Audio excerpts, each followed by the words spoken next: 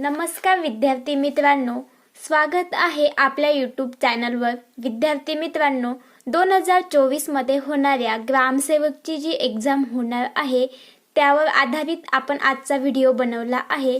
कृषी तांत्रिक घटक बघणार आहोत आपण आजच्या व्हिडिओमध्ये। मित्रांनो, मी तुमच्यासाठी काही नोट्स काढून ठेवल्या आहेत।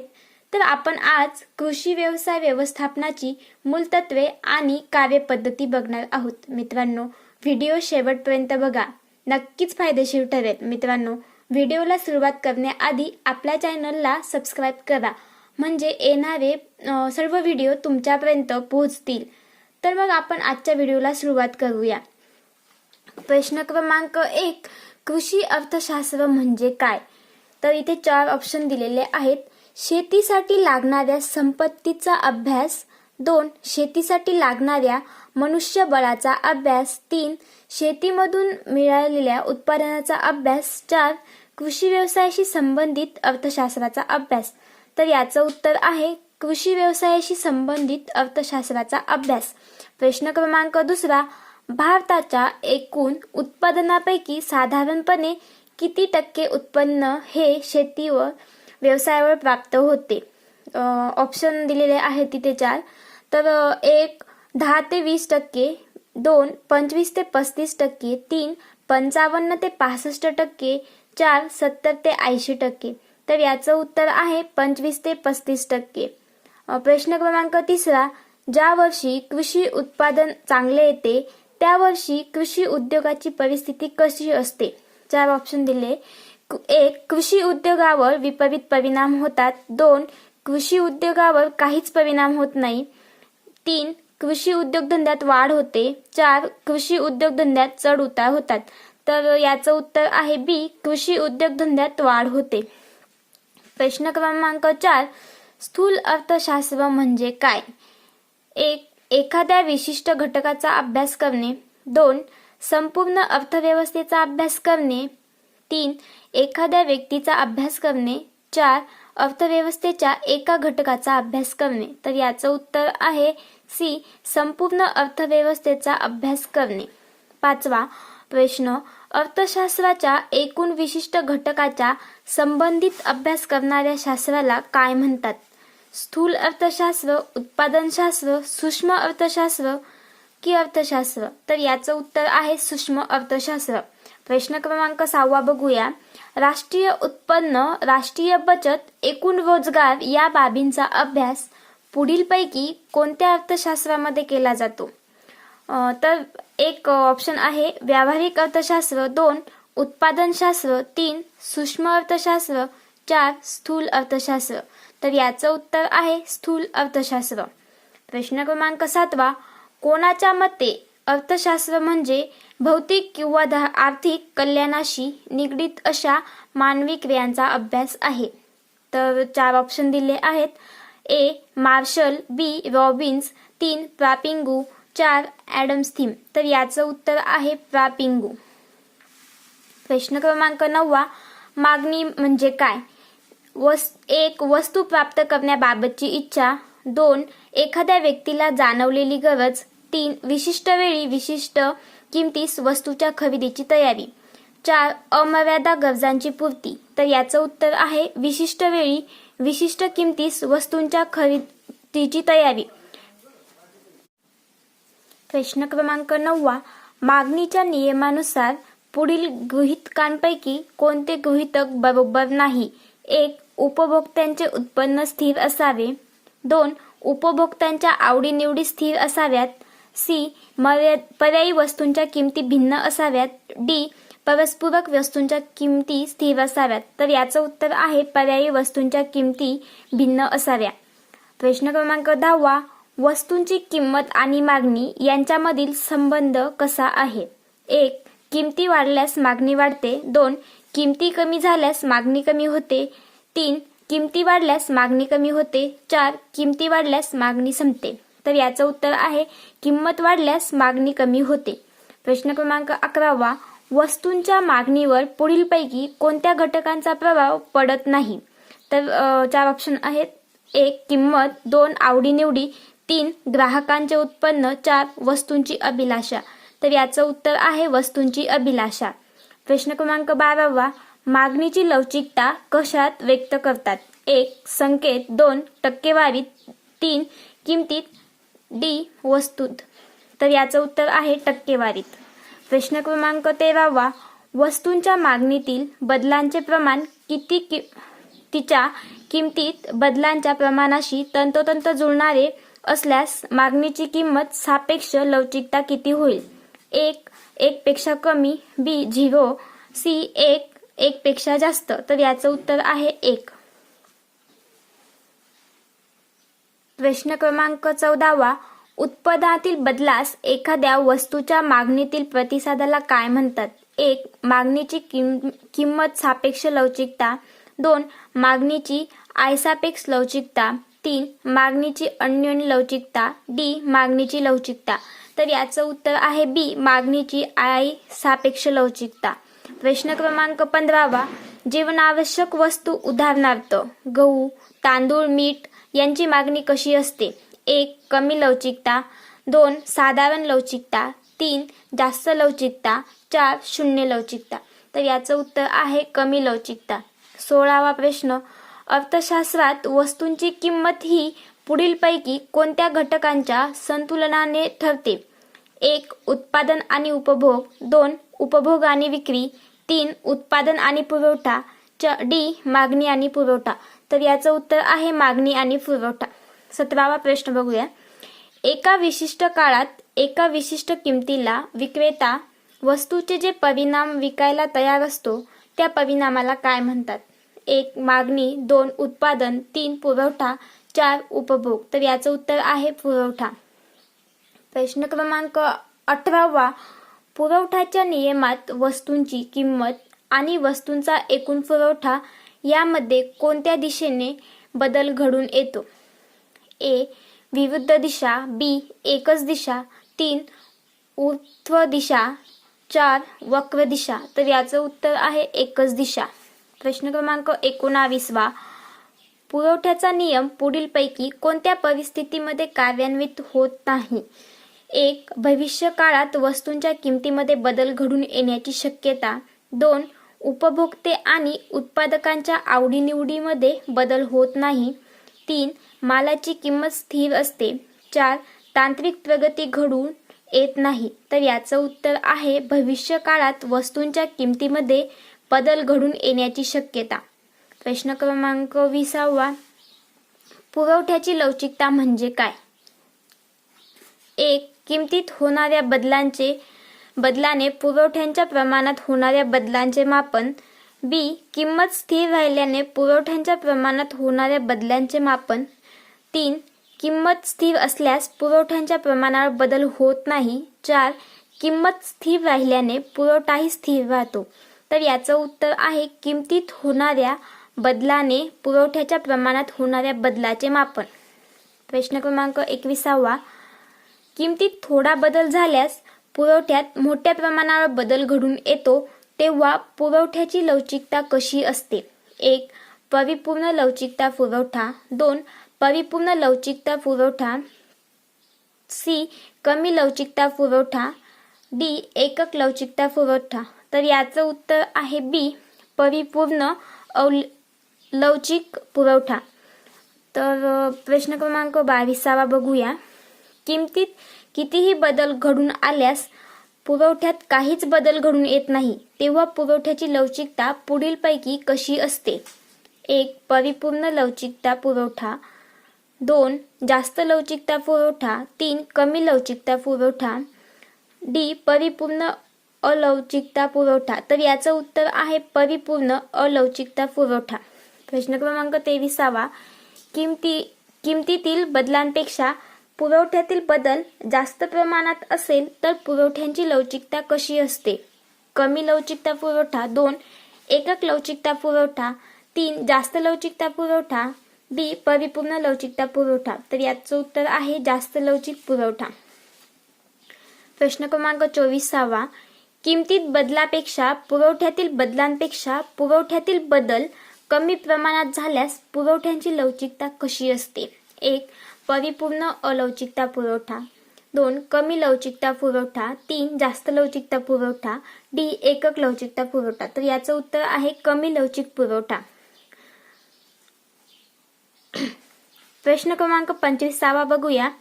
एखादी गरज भागविण्याची शक्ती जेव्हा विशिष्ट वस्तूमध्ये असते त्याला काय म्हणतात? 1 उपभोग, 2 उपभोक्ताधिक्य, सी उपभोगिता, 4 पुरवठा. तर याचं उत्तर आहे उपयोगिता. प्रश्न क्रमांक 26 बघूया. एखाद्या व्यक्तीने उपभोग घेतलेल्या वस्तूच्या सर्व मात्रापासून मिळालेल्या एकूण उपयोगितेला काय म्हणतात? तर 1 सीमांत उपयोगिता, 2 सकल उपयोगिता, 3 समसीमांत उपयोगिता, डी सरासरी उपयोगिता. तर याचं उत्तर आहे समसीमांत उपयोगिता. प्रश्न क्रमांक 27. ज्या ठिकाणी सीमांत उपयोगिता 0 होते त्या ठिकाणी एकूण उपयोगिता किती असते? 1 सर्वात कमी, 2 सर्वात जास्त, 3 बरोबर, डी कमी असते. तर याचं उत्तर आहे सर्वात जास्त. 28. वस्तूंची एकूण उपयोगिता आणि सीमांत उपयोगिता एकमेकींच्या विरुद्ध दिशेने कशा बदलत असतात?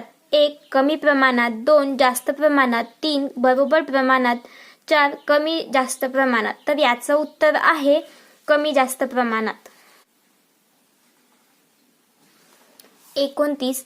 एकूण उपयोगितेचा वर्ग जेव्हा घटत जातो तेव्हा सीमांत उपयोगिता वर्ग कसा असतो? 1 धनात्मक, 2 ऋणात्मक, 3 सरळ, 4 चढत जातो. तर याचं उत्तर आहे ऋणात्मक.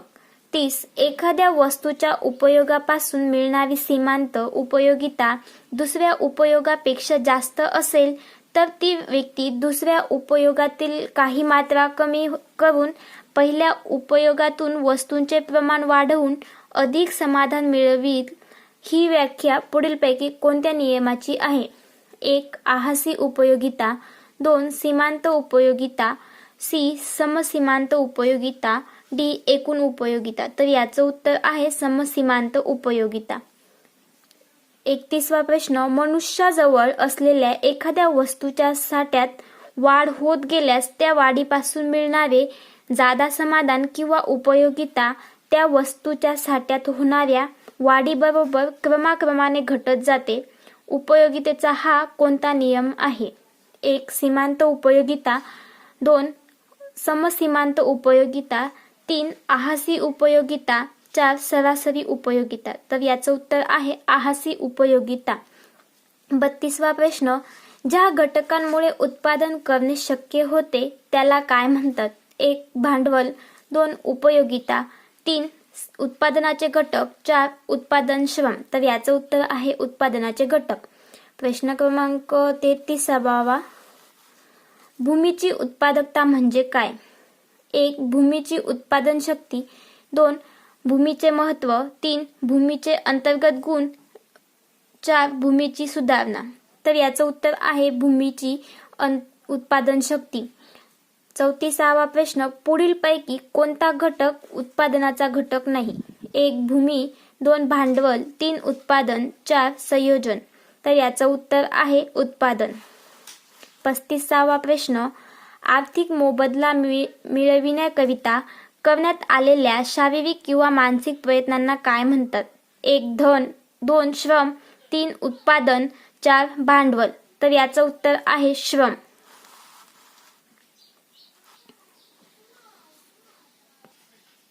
प्रश्न क्रमांक 36. उत्पादन कार्यात वापरले जाणारे मानवनिर्मित साधन पुढीलपैकी कोणते आहे? 1 भांडवल, 2 भूमी, 3 उत्पादन, 4 उपभोग. तर याचं उत्तर आहे भांडवल. 37. उत्पादनाच्या एखाद्या विशिष्ट घटकाची मात्रा वाढविल्यामुळे उत्पादित वस्तूंच्या मात्रेवरील होणारी वाढ प्रमाणापेक्षा जास्त असल्यास तेथे कोणता नियम लागू होतो? 1 आभासी उत्पत्ती नियम, 2 वर्धी उत्पत्ती नियम, 3 स्थिर उत्पत्ती नियम, 4 अस्थिर उत्पत्ती नियम. तर याचं उत्तर आहे वर्धी उत्पत्ती नियम. 38 प्रश्न. आभासी उत्पत्ती नियम म्हणजे काय? 1 उत्पादित वस्तूंच्या मात्रेमध्ये प्रमाणापेक्षा अधिक वाढ. 2. उत्पादनाच्या मात्रांमध्ये होणारी प्रमाणशीर वाढ. सी. उत्पादनातील वस्तूंच्या मात्रेमध्ये होणारी प्रमाणापेक्षा कमी वाढ. डी. उत्पादित वस्तूंच्या मात्रेमध्ये होणारी अनियमित वाढ. तर याचं उत्तर आहे उत्पादित वस्तूंच्या मात्रेमध्ये होणारी प्रमाणापेक्षा कमी वाढ. 39. विशिष्ट उद्दिष्टे साध्य करण्यासाठी इतरांकडून कार्यक्षमपणे कामे करून घेणे म्हणजे काय? 1. प्रशासन. 2. समन्वय. 3. व्यवस्थापन. 4. संयोजक. तर याचं उत्तर आहे व्यवस्थापन. 40. कोणतेही कार्य करण्यापूर्वी त्याबद्दल महत्त्वाच्या बाबी ठरवाव्या लागतात. या प्रक्रियेला काय म्हणतात? 1. नियोजन. 2. आयोजन. 3. संघटन. 4. नियंत्रण. तर याचं उत्तर आहे नियोजन. 41. नियोजन, संघटन, निर्देशन, समन्वय व नियंत्रण या कार्याचा समावेश पुढीलपैकी कोणत्या प्रक्रियांमध्ये होतो? 1. संदेशवहन. 2. विपणन. 3. वितरण. 4. व्यवस्थापन. तर याचं उत्तर आहे व्यवस्थापन. 42. 2 किंवा अधिक व्यक्तींमध्ये होणारी कल्पना, मते किंवा भावना यांची देवाणघेवाण म्हणजे काय? तर याचं उत्तर या 3-4 ऑप्शन दिलेले आहेत. संदेशवहन. 2. संक्रमक. 3. संयोजन. 4. प्रेरणा. तर याचं उत्तर आहे संदेशवहन. 43वा प्रश्न बघूया आपण. कृषी क्षेत्रामध्ये कृषी व्यवसायाला अर्थपुरवठा करणे या बाबींचा समावेश कोणत्या निर्णयाअंतर्गत होतो? 1. कृषी उत्पादन विषयक निर्णय. 2. डावपेचाच्या दृष्टीने घ्यावयाचा निर्णय. 3. प्रशासकीय निर्णय. 4. बाजार संदर्भात घ्यावयाचे निर्णय. तर याचं उत्तर आहे प्रशासकीय निर्णय. प्रश्न क्रमांक 44. व्यवसाय करताना कोणत्या नियोजनास मर्यादा येतात? 1. खर्चिक स्वरूपातील कार्य करणे. 2. समस्या समजावून घेणे. 3. उपाययोजना तयार करणे. 4. पर्यायी कृतीचे मूल्यमापन व तुलना करणे. तर याचं उत्तर आहे ए बरोबर उत्तर आहे खर्चिक स्वरूपाचे कार्य करणे. तर 45वा प्रश्न. सहाय्यकांना स्वातंत्र्य, आपली बुद्धिमत्ता, उपक्रमशीलता वापरण्याची संधी उपलब्ध करून देणे. उदाहरण पुढीलपैकी कोणत्या निर्देशन तंत्राचे आहे? 1. सहभागित्वाचे तंत्र. 2. मुक्त निर्देशन तंत्र. 3. एकतंत्री निर्देशन तंत्र. 4. बहुतंत्री निर्देशन तंत्र. तर याचं उत्तर आहे बी. मुक्त निर्देशन तंत्र. 46वा प्रश्न. कृषी व्यवसायाच्या घटकांचे योग्य प्रकारे नियोजन करून त्यापासून अधिकाधिक उत्पन्न घेणे याला काय म्हणतात? 1. कृषी व्यवस्थापन. 2. कृषी सहकारिता. 3. अंदाजपत्रक. 4. कृषी अर्थशास्त्र. तर याचं उत्तर आहे कृषी व्यवस्थापन. 47वा प्रश्न. कृषी व्यवसायामध्ये साधारणपणे पुढीलपैकी कोणती स्थिती असते? 1. अपूर्ण स्पर्धा. 2. एकाधिकार. 3. पूर्ण स्पर्धा. 4. एकाधिकार आणि पूर्ण स्पर्धा. तर याचं उत्तर आहे पूर्ण स्पर्धा. तर पुढचा प्रश्न बघूया 48वा. कृषी व्यवसायातील उत्पादन इतर व्यवसायिकांच्या तुलनेने कसे असते? 1. टिकाऊ असते. 2. अवघड असते. 3. सारखेच असते. 4. नाशवंत असते. तर याचं उत्तर आहे नाशवंत असते. पुढचा प्रश्न 49वा. कृषी व्यवसायात उत्पादनाची संख्या इतर व्यवसायाच्या तुलनेत कशी असते? 1. जास्त. 2. कमी. 3. अत्यल्प. 3. 4. सारखीच. तर याचं उत्तर आहे 1. जास्त. 50वा प्रश्न बघूया. कृषी उद्योगावर पुढीलपैकी कोणत्या घटकाचा प्रत्यक्ष प्रभाव पडत नाही? 1. नैसर्गिक घटक. 2. यांत्रिकीकरण. 3. परकीय चलन. 4. प्रशिक्षण. तर याचं उत्तर आहे परकीय चलन. 51वा प्रश्न बघूया आपण. आधुनिक शेतीमध्ये वाढत्या अनिश्चिततेमुळे आणि अचूक निर्णय घेण्याच्या आवश्यकतेमुळे पुढीलपैकी कोणत्या घटकास अधिक महत्त्व आहे? 1. पाणी व्यवस्थापन. 2. कृषी व्यवस्थापन. 3. मृदसंधारण. 4. वित्त व्यवस्थापन. तर याचं उत्तर आहे कृषी व्यवस्थापन. 52वा प्रश्न बघूया आपण. पुढीलपैकी कोणता घटक हा नैसर्गिक धोका आणि अनिश्चिततेचा प्रकार आहे? 1. अतिवृष्टी. 2. सरकारची नीती. 3. बाजारभाव. 4. पाण्याची कमतरता. तर याचं उत्तर आहे सरकारची नीती. 53वा प्रश्न बघूया आपण. कृषी व्यवसायासाठी कर्ज पुरवठा हा निर्णय पुढीलपैकी कोणत्या उत्पादन व्यवस्थेशी निगडीत आहे? 1. कृषी उत्पादन, 2. कृषी माल विक्री, 3. वित्त व्यवस्थापन, 4. शासकीय निधी. तर याचं उत्तर आहे वित्त व्यवस्थापन. 54वा प्रश्न बघूया. शेती व्यवसाय मोठ्या प्रमाणावर निसर्गावर अवलंबून असल्यामुळे काय परिणाम होतो? 1. उत्पादन वाढीस मदत होते, 2. शेतीमध्ये स्पर्धा निर्माण होते, 3. शेतीत धोका आणि अनिश्चितता वाढते, 4. शेती व्यवसायांवर कोणताच परिणाम होत नाही. तर याचं उत्तर आहे शेतीत धोका आणि अनिश्चितता वाढते. 55वा प्रश्न. शेती व्यवसायात कोणता सिद्धांत लवकर अनुभवास येतो? 1. घटत्या सीमांत उत्पादनाचा सिद्धांत, 2. वाढत्या सीमांत फलनाचा सिद्धांत, 3. समसीमांत उत्पादन फलनाचा सिद्धांत, 4. किंमत वाढीचा सिद्धांत. तर याचं उत्तर आहे घटत्या सीमांत उत्पादनाचा सिद्धांत. प्रश्न 56वा. कृषी उत्पादनाचे मूलभूत साधन कोणते आहे? 1. भांडवल, 2. संघटन, 3. साहस, 4. भूमी. तर याचं उत्तर आहे भूमी. 57वा. उत्पादन कार्यात सहाय्य करण्याची भूमीची शक्ती आणि क्षमता म्हणजे काय? 1. भूमीची परिणामकारकता, 2. भूमीची उत्पादकता, 3. भूमीची पुरवठा क्षमता, 4. भूमीची गतिशीलता. तर याचं उत्तर आहे भूमीची उत्पादकता. 58वा. उद्योगधंद्यामध्ये ज्या गोष्टीचा अंदाजच बांधता येत नाही अशा संभाव्य अडचणींना काय म्हणतात? 1. नैसर्गिक साधन, 2. धोका आणि अनिश्चितता, 3. उत्पादन आणि लवचिकता, 4. विधिकरण. तर याचं उत्तर आहे बी. धोका आणि अनिश्चितता. धोका आणि अनिश्चितता याचं उत्तर आहे. 59. उद्योगात कोणती उपाययोजना करून धोका आणि अनिश्चितता कमी करता येते? 1. उत्पादन वाढीतील बदल, 2. उत्पादनातील अलवचिकता, 3. अधिक भांडवल गुंतवणे, 4. उत्पादन बंद करणे. तर याचं उत्तर आहे उत्पादनातील बदल. 60. कृषी उद्योगात भूमी हे उत्पादनाचे कोणते साधन आहे? 1. सक्रिय, 2. निष्क्रिय, 3. मनुष्य निर्मिती, 4. अमर्यादित. तर याचं उत्तर आहे निष्क्रिय. 61. उत्पादन प्रक्रियेत कोणत्या मालाचे किती उत्पादन करायचे अशा प्रकारचे निर्णय व्यवस्थापन प्रक्रियेत कोण घेत असतो? 1. भांडवलदार, 2. श्रमिक, 3. उपभोक्ता, 4. संयोजक. तर याचं उत्तर आहे संयोजक. 62. परस्परांच्या मदतीने परस्परांच्या फायद्यासाठी स्वयंस्फूर्तीने उभी राहिलेली संस्था म्हणजे काय? 1. सहकारी संस्था, 2. कृषी उत्पन्न बाजार समिती, 3. कृषी विकास बँक, 4. ग्रामीण बँक. तर याचं उत्तर आहे सहकारी संस्था. 64. सहकारी पतसंस्थेच्या स्थापनेमुळे ग्रामीण भागात सावकारांच्या वर्चस्वाचे काय झाले? 1. वाढले, 2. कायम राहिले, 3. नाहीसे झाले, डी. कमी झाले. तर याचं उत्तर आहे कमी झाले. 65.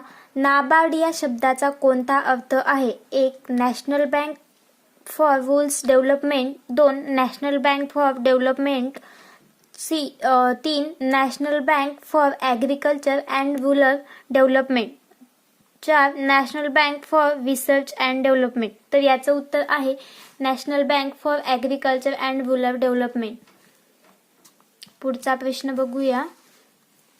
रिझर्व्ह बँकेची शेती पतपुरवठ्याची सर्व कामे एका शिखर संस्था म्हणून कोणती बँक काम करते?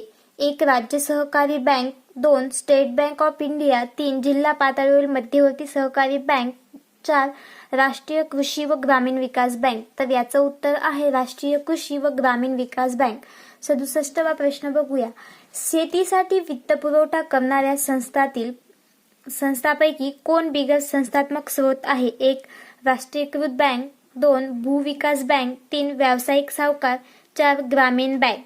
तर याचं उत्तर आहे व्यावसायिक सावकार. 68वा प्रश्न.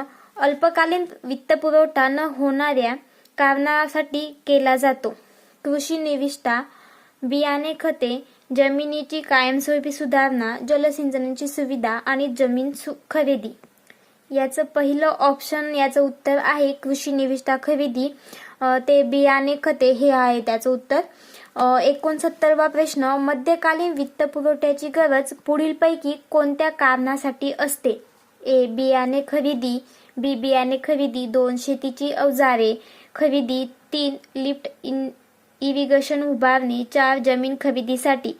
तर याचं उत्तर आहे सी ऑप्शन आहे याचा, पाणी खरेदी व यंत्राचे भाडे असं उत्तर आहे त्याचं.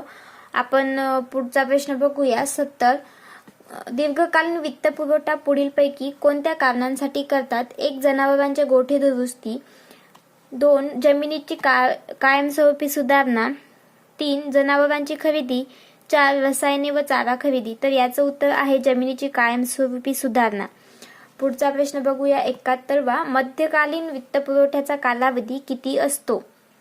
10 महिने ते 3 वर्ष, 2. 12 महिने ते 3 वर्ष, 3. 13 महिने ते 5 वर्ष, 4. 15 महिने ते 5 वर्ष. तर याचा कालावधी असतो 15 महिने तर 5 वर्ष. पुढचा प्रश्न बघूया. 72वा, दीर्घकालीन वित्तपुरवठा किती कालावधीसाठी करण्यात येतो? 1 वर्षापेक्षा अधिक, 2 वर्षांपेक्षा अधिक, 3 वर्षांपेक्षा अधिक, 5 वर्षांपेक्षा अधिक. तर याचं उत्तर आहे 5 वर्षांपेक्षा अधिक कालावधीसाठी करता येतो दीर्घकालीन वित्तपुरवठ्याचा कालावधी. पुढचा प्रश्न बघूया.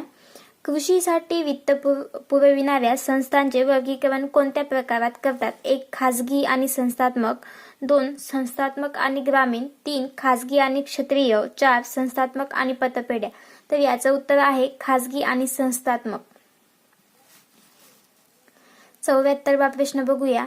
संस्थात्मक स्रोतांकडून होणाऱ्या वित्तपुरवठा या व्याजदर वैयक्तिक स्रोतापेक्षा कसा असतो? याचा व्याजदर बघा 4 ऑप्शन दिलेले आहेत. जास्त असतो, 2 कमी असतो, 3 बरोबर असतो, डी कमी अधिक, कधी कमी कधी जास्त असा असतो. तर याचं उत्तर आहे कमी असतो याचं. मी ग्रामसेवकसाठी हे डिप्लोमाचे जे आधारित प्रश्न आहेत त्यांची एक स्पेशल नोट्स काढून घेतली आहे आणि त्याचनुसार तुम्हाला हे प्रश्न सांगते आहे, म्हणून तुम्ही व्यवस्थित व्हिडिओ बघा शेवटपर्यंत, जेणेकरून तुम्हाला हा व्हिडिओ खूप फायदेशीर ठरेल आणि तुम्ही चांगल्या मार्कांनी पास व्हाल. माझी हीच अपेक्षा आहे की तुम्ही यावेळेस ग्रामसेवकची जी एक्झाम आहे त्यात चांगले मार्क्स पाडावे असं. तर मग हा व्हिडिओ तुम्ही शेवटपर्यंत बघा. 75वा प्रश्न, शेतीच्या अर्थसंकल्पात पुढीलपैकी कोणत्या बाबींचा विचार केला जात नाही? 1. खर्च, 2. उत्पन्न, 3. नफा, 4. साधने. तर याचं उत्तर आहे साधने. 76वा प्रश्न, अर्थसंकल्प तपशिलाची आकडेवारी कशाच्या स्वरूपात दिलेली असते? 1. वस्तूच्या, 2. कामाच्या, सी. साधनांच्या, डी. पैशांच्या. तर याचं उत्तर आहे पैशांच्या. 77वा प्रश्न, निर्धारित उद्दिष्ट पूर्ण करण्यासाठी विशिष्ट कालावधीसाठी अग्रिम तयार केलेल्या वित्तीय आणि संख्यात्मक विवरणाला काय म्हणतात? तर याचे 4 ऑप्शन दिलेले आहेत. वित्तीय व्यवस्थापन, 2. किंमत निर्धारण, 3. अंदाजपत्रक, 4. कृषी व्यवस्थापन. तर याचं उत्तर आहे अंदाजपत्रक. 78वा प्रश्न, अंदाजपत्रक तयार करण्याच्या उद्दिष्टांपैकी पुढीलपैकी कोणते उद्दिष्ट नाही? 1. किंमत निर्धारण, 2. योजन, 3. समन्वय, 4. मूल्यमापन. तर याचं उत्तर आहे किंमत निर्धारण. पुढचा प्रश्न 79वा प्रश्न आहे हा. आशिष अर्थसंकल्पाचे वैशिष्ट्य पुढीलपैकी कोणते आहे? 1. शेतीतील स्थिर घटकांमध्ये बदल करावा लागतो, 2. शेतीतील संपूर्ण पुनर्रचनेच्या फायदे तोट्याचे अंदाज बांधले जातात, 3. शेतीच्या उत्पादनाची संपूर्ण पुनर्रचना केली जाते, 4. शेती व्यवसायाचे फक्त काही भागामध्येच बदल केला जातो. तर याचं उत्तर आहे शेती व्यवसायात फक्त काही भागांमध्येच बदल केला जातो. प्रश्न क्रमांक 80, दीर्घकालीन अर्थसंकल्पाचे ठळक वैशिष्ट्ये पुढीलपैकी कोणते आहे? 1. शेतीतील स्थिर घटकांमध्ये बदल करावा लागतो, 2. अर्थसंकल्प तयार करण्यामध्ये कोणतीही गुंतागुंत नसते, 3. एक उत्पादन बंद करून त्या जागी दुसरे उत्पादन सुरू करण्याची योजना नसते, 3. उत्पादनाच्या स्थिर घटकांमध्ये बदल होत नाही. तर याचं उत्तर आहे शेतीतील स्थिर घटकांमध्ये बदल करावा लागतो. पुढचा प्रश्न 81. कृषी उद्योगाच्या रोकड वहीत नावे बाजूस पुढीलपैकी कोणत्या बाबींचा समावेश असतो? 1. पशुधन खरेदी. 2. कर्जाची परतफेड. 3.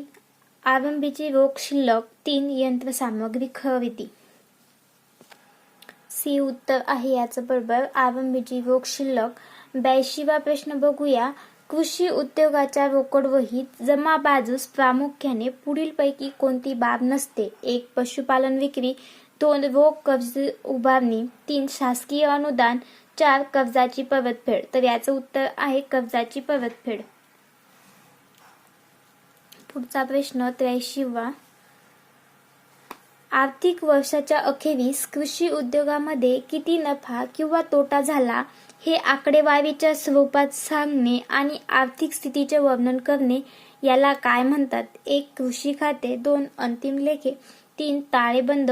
4. रोकड वही. तर याला म्हणतात अंतिम लेखी. याचं उत्तर आहे अंतिम लेखी. 84वा प्रश्न. भारतात रॉयल कमिशन ऑन ॲग्रिकल्चर केलेल्या शिफारशीनुसार स्थापन झालेली संस्था कोणती आहे? 1. विपणन व निरीक्षण निदेशालय. 2. भारतीय खाद्य निगम. 3. तालुका खरेदी विक्री संघ. 4. महाराष्ट्र राज्य कृषी पणन मंडळ. तर याचं उत्तर आहे विपणन व निरीक्षण निदेशालय. पुढचा प्रश्न 85. विक्री होईपर्यंत शेतकऱ्याचा माल कोणता मध्यस्थ सांभाळतो? 1. व्यापारी. 2. आडत्या. 3. हमाल. 4. तोलारी. तर याचं उत्तर आहे आडत्या. 86वा प्रश्न. शेतमालाची शास्त्रीय पद्धतीने साठवण करण्यासाठी स्थापन झालेली संस्था कोणती आहे? 1. राज्य वखार महामंडळ. 2. कृषी उत्पन्न बाजार समिती. 3. कापूस पणन सहकारी महासंघ. 4. भारतीय मानक ब्युरो. तर याचं उत्तर आहे राज्य वखार महामंडळ. पुढचा प्रश्न 87वा. बाजारपेठेत होणारी फसवणूक टाळण्यासाठी कोणती काळजी घ्यावी? 1. वजन मापाची तपासणी. 2. अधिक मध्यस्थांची नेमणूक. 3. गुदामाचा वापर. 4. वेष्टनाचा उपयोग. तर याचं उत्तर आहे वजन मापाची तपासणी. पुढचा प्रश्न 88वा. महाराष्ट्र उत्पादनावर आधारित क दर्जाची बाजारपेठ कोणती आहे? 1. रुपये 3 ते 10 लाख उत्पन्न. 2. रुपये 1 ते 1.75 लाख उत्पन्न. 3. रुपये 2 ते 3 लाख उत्पन्न. डी. रुपये 1 लाखापेक्षा कमी उत्पन्न. तर याचं उत्तर आहे रुपये 1 ते 1.75 लाख उत्पन्न. पुढचा प्रश्न 89वा. निर्यातीसाठी सर्वात जलद व विश्वासार्ह बाजारवृत्त कळवण्याचे साधन कोणते आहे? 1. बाजार समितीतील फलक. 2. सहकारी संस्थेतील केलेली चौकशी. 3. आकाशवाणी. 4. इंटरनेट. तर याचं उत्तर आहे इंटरनेट. 91. महाराष्ट्र ब वर्ग बाजारपेठाचे उत्पन्न किती असते? 1. रुपये 3 ते 10 लाख. रुपये 1.00 ते 1.75 लाख. 3. रुपये 1.75 ते 3.00 लाख. रुपये 0.50 ते 1.00 लाख एवढे. तर याचं उत्तर आहे रुपये 3 ते 10 लाख. पुढचा प्रश्न. शेतीमालाची प्रमाणके तयार करणारी संस्था कोणती आहे? 1. राष्ट्रीय सहकारी विकास निगम. 2. कृषी किंमत आयोग. 3. व्यापार विकास प्राधिकरण. 4. भारतीय मानक ब्युरो. तर याचं उत्तर आहे भारतीय मानक ब्युरो. पुढचा प्रश्न. राष्ट्रीय कृषी सहकारी विपणन महासंघाला कोणत्या नावाने ओळखले जाते? 1. महापेड. 2. नाफेड. 3. Marketing board. 4. अपेडा. तर याचं उत्तर आहे नाफेड. पुढचा प्रश्न. शेतीमालाची प्रतवारी कोणत्या कारणांसाठी करावी? 1. उत्पादनाच्या खर्चात बचत व्हावी. 2. उत्पादकाला अधिक भाव मिळू शकतो. 3. ग्राहकांशी संवाद साधला जातो. 4. हव्या त्या वजनाचा माल मिळतो. तर याचं उत्तर आहे उत्पादकाला अधिक भाव मिळू शकतो. पुढचा प्रश्न. शेतीमालाचे प्रतवारी मूल्यांकन चिन्ह कोणते आहे? 1. ISI. 2. ॲगमार्क. 3. बारकोड. 4. ट्रेडमार्क. तर याचं उत्तर आहे ॲगमार्क. पुढचा प्रश्न, आवळा फळापासून पुढीलपैकी कोणता प्रक्रियायुक्त पदार्थ तयार करत नाहीत? 1. मोळ आवळा, 2. सुपारी, 3. जेली, 4. वाईन. तर याचं उत्तर आहे वाईन. पुढचा प्रश्न, पपईपासून पुढीलपैकी कोणता प्रक्रियायुक्त पदार्थ तयार करता येतो? 1. मार्मालेड, 2. सरबत, 3. लोणचे, 4. पंडुंगम. तर याचं उत्तर आहे मार्मालेड. पुढचा प्रश्न, परदेशी बाजारपेठेत वाहतुकीसाठी कोणते पॅकिंग मटेरियल वापरतात? 1. कोरुगेटेडचे बॉक्स, 2. Plastic crate, 3. कवडी, 4. बारदान. तर याचं उत्तर आहे कोरुगेटेडचे बॉक्स. पुढचा प्रश्न, अयोग्य प्रतवारी म्हणजे काय? 1. निरनिराळ्या जातीचा माल वेगळा करणे, 2. मालाचे पृथक्करण करणे, 3. चिन्हांकन केलेल्या प्रतीचा माल नसणे, 4. प्रतवारीनुसार लेबल लावणे. तर याचं उत्तर आहे चिन्हांकन केलेल्या प्रतीचा माल नसणे. पुढचा प्रश्न, कृषी मालाची प्रतवारी करणाऱ्या प्राधिकृत अधिकाऱ्यास कोणता अधिकार असतो? 1. माल जप्त करणे, 2. मालाची प्रतवारी करणे, 3. मालासाठी वेतन ठरविणे, 4. मालाची किंमत ठरविणे. तर याचं उत्तर आहे माल जप्त करणे. पुढचा प्रश्न, फळांच्या प्रक्रियायुक्त पदार्थाच्या दर्जावर नियंत्रण ठेवण्यासाठी शासनाने कोणता आदेश जारी केलेला आहे? 1. Food products order, 2. Food processing order, 3. Food and vegetable product order, 4. Agriculture product order. तर याचं उत्तर आहे फूड प्रोडक्ट्स ऑर्डर. तर पुढचा प्रश्न बघूया, निर्यात होणाऱ्या अन्नपदार्थात सार्वदेशिक समानता असावी यासाठी संयुक्त राष्ट्रसंघाने कोणती मार्गदर्शिका तयार केलेली आहे? 1. ॲग्री प्रोडक्ट्स नियम, 2. ISO 9000, 3. कोडेक्स ॲलिमटेरियल्स, 4. इंटरनॅशनल होलोग्राम नियम. तर याचं उत्तर आहे कोडेक्स ॲलिमटेरियल्स. तर पुढचा प्रश्न आहे, कृषी मालाच्या विक्री व्यवहारात पारदर्शकता आणण्यासाठी कोणत्या पद्धतीचा अवलंब करावा? तर 1. खुला लिलाव, 2. दलालाचा सल्ला, 3. शेतावरच विक्री व्यवस्था, 4. व्यापाऱ्यांची उपस्थिती. तर याचं उत्तर आहे खुला लिलाव. पुढचा प्रश्न, शेतकऱ्याला मालाच्या विक्रीतून जास्तीत जास्त नफा मिळवण्यासाठी काय करावे? 1. विपणनाची कार्य सामूहिकरित्या करणे, 2. बाजारपेठेत लिलाव पद्धती सुरू करणे, 3. स्थानिक बाजारपेठेत माल विकणे, 4. पिकांच्या बाजारभावाची माहिती मिळवणे. तर याचं उत्तर आहे विपणनाची कार्य सामूहिकरित्या करणे. पुढचा प्रश्न, ग्राहकाने दिलेल्या 1 रुपयापैकी शेतकऱ्याला सरासरी किती पैसे मिळतात? 1. 30 ते 65 रुपये, 2. 50 ते 80 रुपये, 3. 90 ते 100, 4. 80 ते 90. तर याचं उत्तर आहे 30 ते 65. पुढचा प्रश्न, देशात कायदेबाजार ही पद्धत कोणत्या शेतीमालाच्या विक्रीसाठी प्रचलित आहे? 1. आले, 2. हळद, 3. साखर, 4. चहा. तर याचं उत्तर आहे हळद. पुढचा प्रश्न, कृषी मालाच्या विपणनामध्ये मध्यस्थांची साखळी जास्त असल्यास त्याचा परिणाम काय होतो? 1. उत्पादकाला अधिक फायदा मिळतो, 2. ग्राहकाला माल स्वस्त मिळतो, 3. उत्पादकाला कमी मोबदला मिळतो, 4. उत्पादक व ग्राहकांवर काही परिणाम होत नाही. तर याचं उत्तर आहे उत्पादकाला कमी मोबदला मिळतो. पुढचा प्रश्न, शेतकऱ्यास मिळणाऱ्या बाजारभावाचे शेकडा प्रमाण काढण्याचे सूत्र कोणते? 1. शेकडा प्रमाण बरोबर घाऊक भाव किरकोळ भाव गुणिले 100. बी. शेकडा प्रमाण बरोबर किरकोळ भाव घाऊक भाव गुणिले 100. 3. शेकडा प्रमाण बरोबर घाऊक भाव मायनस किरकोळ भाव गुणिले 100. डी. शेकडा प्रमाण बरोबर किरकोळ भाव मायनस घाऊक भाव गुणिले 100. तर याचं उत्तर आहे शेकडा प्रमाण बरोबर घाऊक भाव किरकोळ भाव गुणिले 100.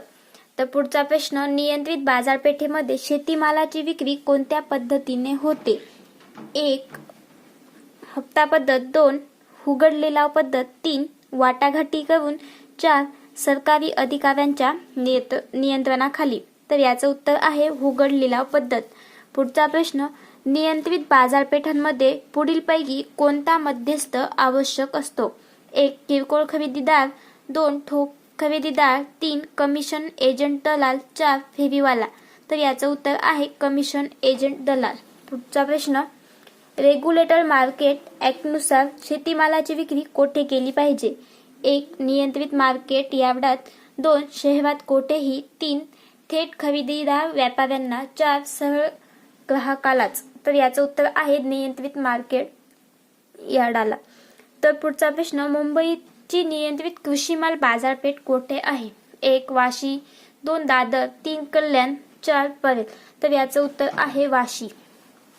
पुढचा प्रश्न, मार्केट यार्डवर शेतकरी व व्यापाऱ्यांमधील तंटे सोडविण्यासाठी कोणती समिती जबाबदार असते? तर 4 ऑप्शन आहेत. अर्थसमिती, 2. मार्केट यार्ड सुधारणा समिती, 3. वांधा समिती, 4. कृषी समन्वय समिती. तर याचं उत्तर आहे वांधा समिती. पुढचा प्रश्न, शेतीमालाची नियंत्रित बाजारपेठेत विक्री झाल्यानंतर शेतकऱ्यास पूर्ण किंमत देण्याची हमी कोणावर असते?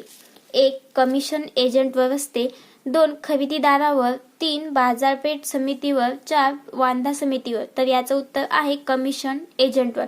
पुढचा प्रश्न, मार्केट यार्डवर विविध शेतीमालांची आवक आणि भाव इत्यादी संबंधी माहिती कोण देतो?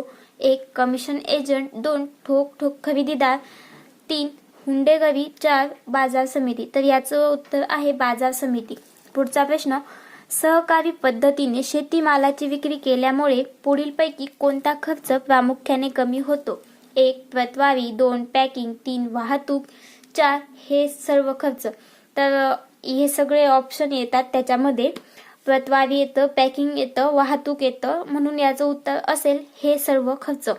पुढचा प्रश्न, सहकारी खरेदी विक्री सोसायटीमार्फत शेतीमाल विकायला असल्यास पुढीलपैकी कोणते कार्य शेतकऱ्यांवर बंधनकारक असते? 1. प्रतवारी, 2. वाहतूक, 3. प्री-कूलिंग, 4. विक्री. तर याचं उत्तर आहे प्रतवारी.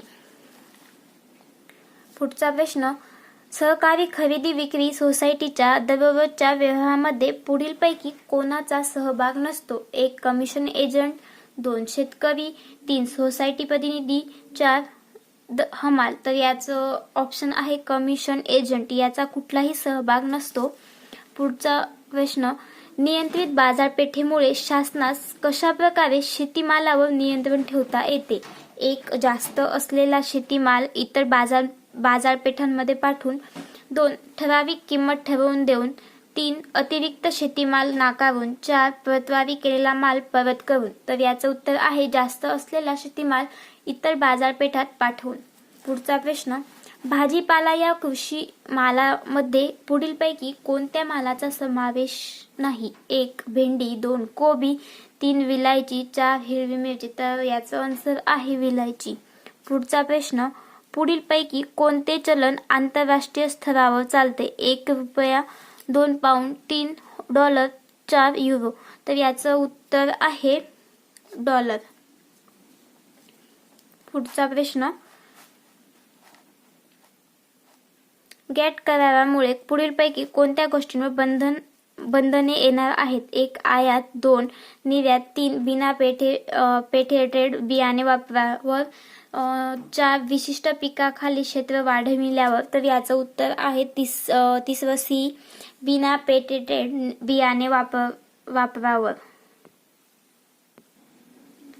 पुढचा प्रश्न, पुढीलपैकी कोणती संस्था महाराष्ट्र राज्यामध्ये कार्यरत आहे? 1. Coffee board, 2. Rubber board, 3. Cardamom board, 4. Mahagrape. तर महाग्रेप हे उत्तर आहे या प्रश्नाचं.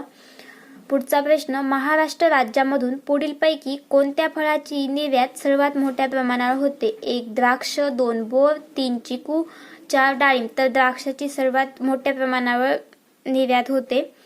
युरोपियन देशांना निर्यात करावयाचा अतिनाशवंत कृषीमाल कोणत्या वाहतूक साधनाने पाठविणे सोयीचे आहे? 1. हवाई मार्गाने, 2. समुद्र मार्गाने, 3. लोहमार्गाने, 4. भूमार्गाने.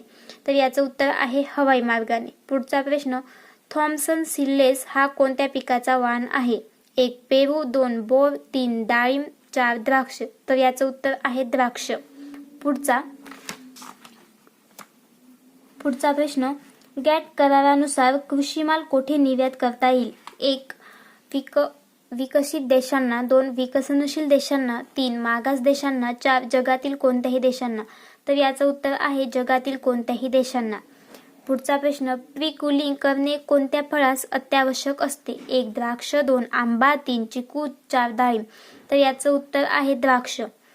पुढचा प्रश्न, कैऱ्यांपासून लोणचे बनविणे यास काय म्हणता येईल? 1. प्रक्रिया. 2. Pre cooling. 3. प्रतवारी. 4. गृह उद्योग. तर याचं उत्तर आहे प्रक्रिया. पुढचा प्रश्न, अतिनाशवंत प्रकारामध्ये कोणता भाजीपाला येतो? 1. पालक. 2. भोपळा. 3. बटाटा. 4. सुरण. तर याचं उत्तर आहे पालक. पालक हा लवकर खराब होतो, तर हा अतिनाशवंत प्रकारामध्ये मोडतो. पुढचा प्रश्न, साखर उत्पादनासाठी भारतात स्पर्धात्मक देश कोणता? 1. मॉरिशस. 2. क्युबा. 3. इंडोनेशिया. 4. जपान. तर याचं उत्तर आहे क्युबा. पुढचा प्रश्न, द्राक्षासाठी कोणता देश भारताबरोबर स्पर्धा करतो? 1. ऑस्ट्रेलिया. 3. चिली. 4. ब्राझील.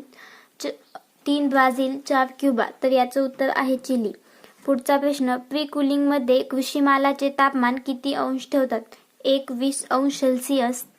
2. 0 अंश सेल्सिअस. 3. 10 अंश सेल्सिअस. पुढचं ऑप्शन आहे 15 अंश सेल्सिअस. तर याचं उत्तर आहे 0.0 अंश सेल्सिअस. पुढचा प्रश्न, कोणत्या कृषी मालास प्री कुलिंग करणे परवडते? 1. द्राक्ष. 2. डाळिंब. 3. चिकू. 4. आंबे. तर हे द्राक्षासाठी परवडतं. याचं उत्तर आहे द्राक्ष. पुढचा प्रश्न, कोणत्या पद्धतीत सही असणारे पत्र त्वरित मिळू शकते? 1. Email. 2. Speed post. 3. Fax. 3. Courier. तर याचं उत्तर आहे फॅक्स. पुढचा प्रश्न, वाशी या मुंबईच्या नियंत्रित बाजारपेठेमध्ये कोणत्या कृषी मालाचे निर्यातदार कार्यरत आहेत? 1. पालक. 2. बटाटा. 3. लसूण. 4. कोथिंबीर. तर याचं उत्तर आहे बटाटा.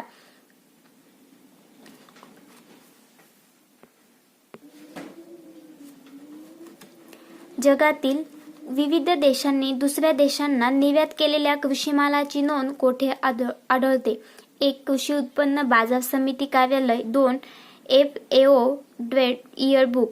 3.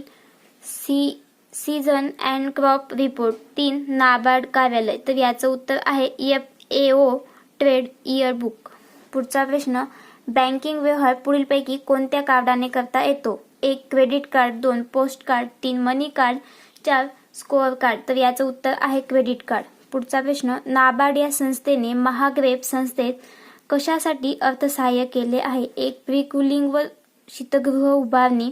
2. पॉली हाऊस उभारणी. 3. ठिबक सिंचन. 4. माहिती केंद्र उभारणी. तर याचं उत्तर आहे प्री कुलिंग व शीतगृह उभारणी. पुढचा प्रश्न, महाराष्ट्रातून निर्यात होणाऱ्या एकूण फळांपैकी कोणत्या फळांचा वाटा सर्वाधिक आहे? 1. आंबा. 2. द्राक्ष. 3. डाळिंब. 4. बोरं. तर याचं उत्तर आहे आंबा. पुढचा प्रश्न 41. हापूस आंबा कोणत्या भागात मोठ्या प्रमाणावर होतो? 1. मराठवाडा. 2. कोकण. 3. उत्तर प्रदेश. 4. पश्चिम महाराष्ट्र. तर याचं उत्तर आहे कोकण. पुढचा प्रश्न, संत्री कोणत्या भागातील प्रसिद्ध पीक आहे? 1. नागपूर. 2. परभणी. 3. जळगाव. 4. बीड. तर याचं उत्तर आहे नागपूर. पुढचा प्रश्न, निर्यात करावयाचा कांदा किती किलोग्रॅम पॅकिंगमध्ये पाठविला जातो? 1. 10 kilo. 2. 20 kilo. 3. 30 kilo.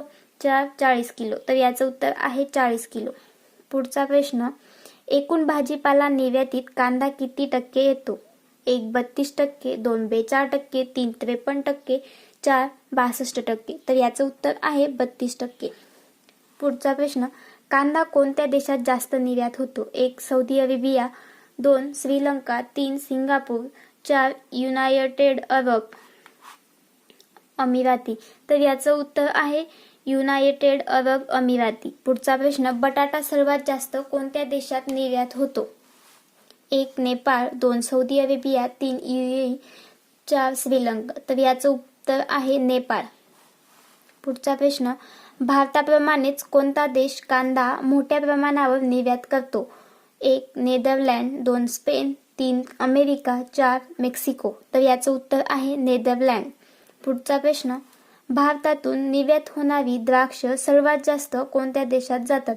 1 Bangladesh, 2 Saudi Arabia, 3 United Arab अमिराती, 4 युनायटेड किंगडम. तर याचं उत्तर आहे युनायटेड अरब अमिराती. पुढचा प्रश्न, द्राक्षाचा कोणता वाण निर्यातीसाठी योग्य नाही? 1 थॉम्सन सीडलेस, 2 भोकरी, 3 तासे गणेश, 4 सोनाका. तर याचं उत्तर आहे भोकरी. पुढचा प्रश्न, लांब दांडी फुलामध्ये पुढीलपैकी कोणती फुले समाविष्ट होत नाहीत? 1 मोगरा, 2 गुलाब, 3 जरबेरा, 4 कॉर्नेशन. तर याचं उत्तर आहे मोगरा. मोगऱ्याला लांब दांडी नसते. पुढचा प्रश्न, पुढीलपैकी कोणत्या जिल्ह्यामध्ये लांब दांड्यांच्या फुलांचे व्यापारी तत्वावर उत्पादन फारच कमी होते? 1 औरंगाबाद, 2 पुणे, 3 नाशिक, 4 सांगली.